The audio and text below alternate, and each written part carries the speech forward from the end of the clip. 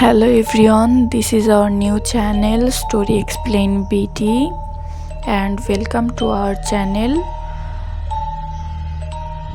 পুরো ভিডিওটা দেখে আমাদের পাশেই থাকুন এবং ভিডিওটা যদি ভালো লাগে তাহলে একটা লাইক এবং একটা সাবস্ক্রাইব করে দিবেন।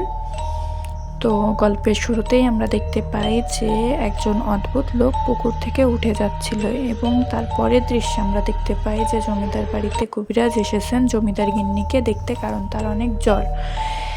এবং তাদের কবিরাজ এবং জমিদারের কথোপকথন শুনে আমরা বুঝতে পারি যে জমিদার গিন্নির প্রতি অমাবস্যার পরেই এভাবে জ্বর হয়, যার জন্য তারা খুবই চিন্তিত।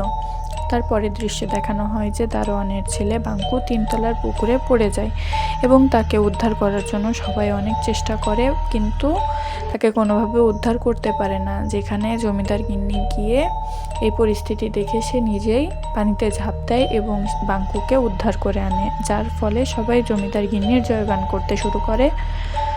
এই ঘটনা থেকে জমিদার এবং কবিরাজের একটু সন্দেহ হয়, কারণ তারা মনে করতে থাকে যে হয়তোবা এই পুকুরের সাথে জমিদার গিন্নির কোনো না কোনো সম্পর্ক আছে।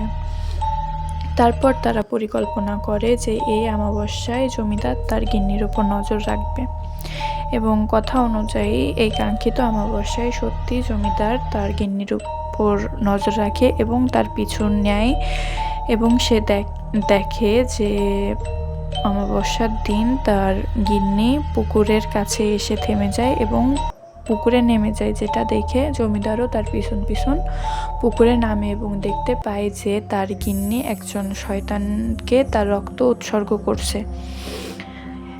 এটা দেখে সে খুবই অবাক হয়।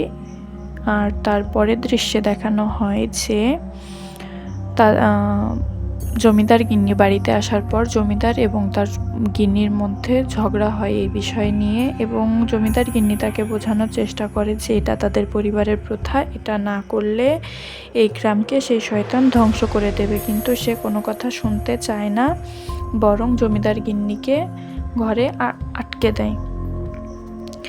যার ফলে দেখা যায় যে পরের অমাবস্যায় 4-5 জন লোক খুব অদ্ভুতভাবে মারা যায় এবং এইভাবে পরপর 2 অমাবস্যায় মানুষ মারা যায়, যেটা দেখে কবিরাজ এবং জমিদার দুজনই চিন্তিত হয়। যার ফলে জমিদার এক সাধুর কাছে যায় এবং সে সব কিছু সাধুকে খুলে বলে এবং সব কিছু শুনে সাধু বলে যে এটার বন্ধ করার একটাই উপায়, সেটা হচ্ছে ওই পুকুরের পানি বের করে ওই পুকুরটা বন্ধ করে একটা মন্দির প্রতিষ্ঠা করতে হবে এবং সাধুর কথা অনুযায়ী তাই করা হয়।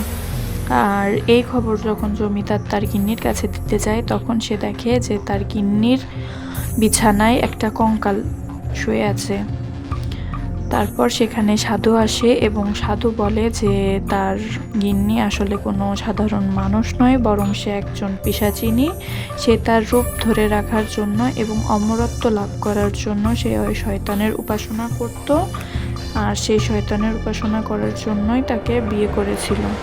সে কোনো সাধারণ মানুষ নয়। আর এই পুকুর বুঝিয়ে দেওয়ার কারণে সে ধ্বংস হয়ে যায়। আর আজকের গল্পটা এখানেই শেষ। পরবর্তী গল্পের জন্য আমাদের পাশেই থাকবেন। ধন্যবাদ।